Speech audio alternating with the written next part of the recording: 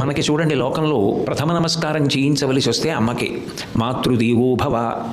జన్మకి కారకుడు తండ్రి అయినప్పటికీ శ్రీరామాయణ కావ్యంలో తండ్రికి ఎంత పెద్దపీట రామచంద్రమూర్తి వేసి మాట్లాడినప్పటికీ, పితృవాక్య పరిపాలకుడు అన్న కీర్తి రామచంద్రమూర్తికి ఉన్నప్పటికీ శాస్త్రం మాతృదేవో భవ, అమ్మయే మొట్టమొదటి దైవస్వరూపం కాదు. నిజానికి పరదేవతయే అమ్మ. అమ్మ పరదేవత అయి ఉన్నది తప్ప అమ్మ పరదేవతతో సమానమన్న మాట అన్వయం కాదు. పరదేవతని ఈ కంటితో చూడాలి అంటే, అది సాధ్యం అవ్వాలి అంటే అమ్మ వంక చూడడమే. అందుకే అమ్మకి ప్రదక్షిణం, అమ్మకి నమస్కారం అంత గొప్పవయ్యాయి. అమ్మ చెప్పిన మాట కూడా గురువులు చెప్పినటువంటి మాట ఎట్లా ఉంటుందో అట్లా ఉంటుంది. సాధారణంగా అమ్మ చెప్పే మాట చాలా కష్టపడి అర్థం చేసుకోవలసినటువంటి స్థితిలో ఉండదు. చిన్నతనం నుంచి పిల్లవాడు తల్లి దగ్గర పెరుగుతాడేమో, అమ్మ చెప్పిన మాట ఏది ఉందో అది జీవితానికి అంతటికీ కూడా మార్గదర్శిగా నిలబడిపోయే మాట, అంత సారవంతమైన మాట, అంత తేలికగా మాట్లాడుతుంది. మీరు రామాయణాన్నే పరిశీలించండి.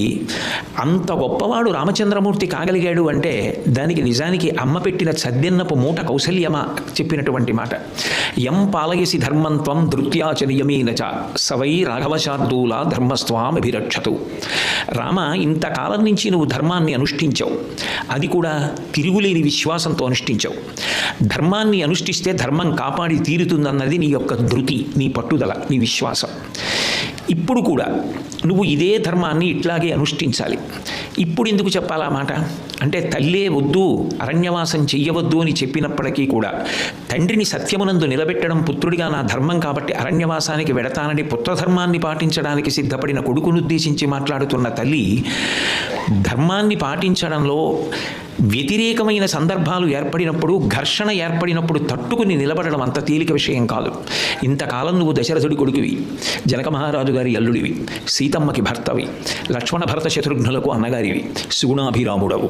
కాబట్టి నీకు ధర్మానుష్ఠానం పెద్ద కష్టమైన విషయం కాదు, చెల్లిపోయింది. ఇప్పుడు నీకు పరీక్ష వస్తుంది.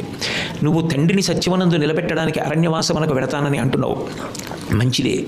కానీ ఇప్పుడన్న ఈ మాట రేపు అరణ్యవాసానికి వెళ్ళిన తరువాత భయంకరమైన రాక్షసులతో యుద్ధం చెయ్యవలసి వస్తే, క్రూరమృగాల అరుపులు వినపడితే, పెద్ద పెద్ద ముళ్లలోంచి నడిచి వెళ్ళవలసి వస్తే, ఒక్కడివే ఏ పర్వత శిఖరం మీదో పర్ణశాల నిర్మించుకుని అందులో ఉండవలసి వస్తే, ఇంతకాలం తిన్న భోజనం లాంటి భోజనం దొరకక ఏది దొరికితే దానితోనే కడుపుని నింపుకోవలసి వస్తే, ఎందుకు పట్టుకున్నానా ఈ ధర్మాన్ని?